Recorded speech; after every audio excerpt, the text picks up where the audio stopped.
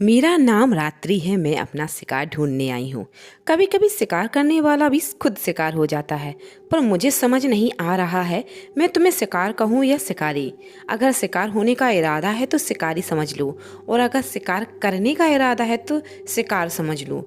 रात्रि ने कहा, इरादा तो दोनों नेक हैं, पर मैं यहाँ किसी और इरादे से आया हूँ। ना तो शिकारी हो सकता हूँ ना शिकार। आकाश ने स्पष्ट भाव से कहा, तुम्हारी बातों से तो बड़ा जोश नजर आता है, पर इरादों में वह जोश नजर नहीं आता है। एक तो मुझे जैसी खूबसूरत भी कहते हो और इरादा बदलकर मेरी सुंदरता का अपमान भी करते हो। रात्रि ने कहा, जोश तो कहीं से भी मिल जाता है, पर होश में तो खुद ही आना पड़ता है। तुम्हारी उम्मीदों पर खरा ना उतर पाने का जीवन भर अफसोस रहेगा। काश तुम पहले मिल गई होती, दुर्भाग्यपूर्ण भाव से आकाश ने कहा। काश, किंतु जैसे शब्दों का सहारा लेकर अपने नसीब को कोसना उचित नहीं है। अपने इरादों को मजबूत करो, अपनी शिकायत आज ही दूर कर लो। मात्र 500 रुपये ही तो भाव है मेरा। विश्वास नहीं होता तुम उस टाइम की लड़की हो, आकाश ने आश्चर्य से कहा। इस गांव की यही तो खासियत है बाबू, यहाँ इंसान का विश्वास काम करना बंद कर देता है। पर तुम जैसा घबरू जवान पूरे गांव में नहीं है।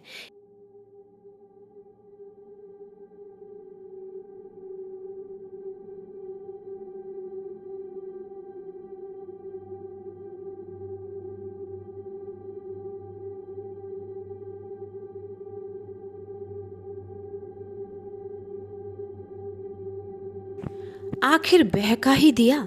देखो, 2 पल के ही लिए सही, पर तुमने मुझे बिगाड़ ही दिया। मैं अपनी इस अनाड़ी जवानी के बहकावे में आकर किसी और के विश्वास को नहीं तोड़ सकता। अगर तुम्हें पैसे चाहिए तो चाहे जितने ले लो, पर तुम्हारी जवानी की पीड़ा मैं शांत नहीं कर सकता। तभी आकाश के कानों में जानी पहचानी सी आवाज़ गूंजती है। कामिनी हंसते हुए पेड़ के पीछे से आती है। यह कोई वेश्या नहीं है, यह मेरी सखी रात्रि है, जो तुम्हारी परीक्षा लेने आई है। इसे अपनी सुंदरता पर बड़ा गुमान था, जिसे आज तुम्हारे सच्चे दिल ने चकनाचूर कर दिया। मैंने कहा था तू आकाश बाबू को देख नहीं पाएगी, पर यह नहीं मानी और इसलिए तुम्हें आजमाया। कामनी सच कह रही है। आकाश बाबू, किस दुनिया के आए हो?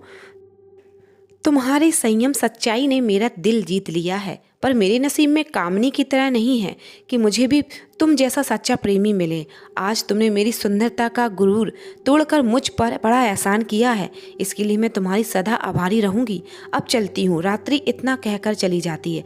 आकाश को यह सब कुछ बड़ा ही आश्चर्यजनक लगता है, और साथ ही आकाश के मन में यह ख्याल भी आता है कि अच्छा ही हुआ जो मैंने आज अपने आप को बहकाने से रोक लिया, वरना आज मैं कामनी की नज़रों में गिर जाता और रात्रि की नज़रों में भी गिर जाता।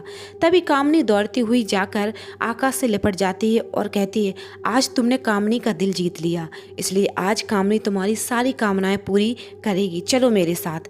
फिर वह दोनों खंडरों में जाते हैं और कामनी से एक जगह गड्ढा खोदने के लिए कहती है। आकाश गड्ढा खोदता है, उसमें से एक घड़ा निकलता है जिसमें पुराने समय के बहुत से आभूषण हैं। कामनी उन आभूषणों को अपने दुपट्टे में बांधकर आकाश को सौंपती है और कहती है, बिना सवाल किए इस गठरी को अपने हाथों में ले लो और इन आभूषणों को बेचकर अपनी बहन की शादी करना, और जितनी भी तुम पर सांसारिक जिम्मेदारियां हैं उन सबको निभा।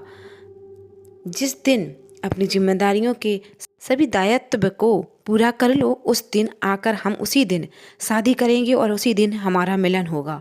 सुबह की पहली ट्रेन से चली जाना और जल्दी से जल्दी आना। मैं तुम्हारा इसी पुल पर इंतजार करूंगी, दुल्हन की तरह सज कर। बस तुम मुझे भूल मत जाना। कामनी भीगी आंखों से कहा, मैं बहुत जल्द आऊँगा, आंसू पहुँचते हुए कहा। फिर आकाश स्टेशन पर आ जाता है और वह गठरी लेकर अपने कमरे में जाता है और गठरी को खोलकर देखता है तो ये सारे आभूषण सोने के हैं।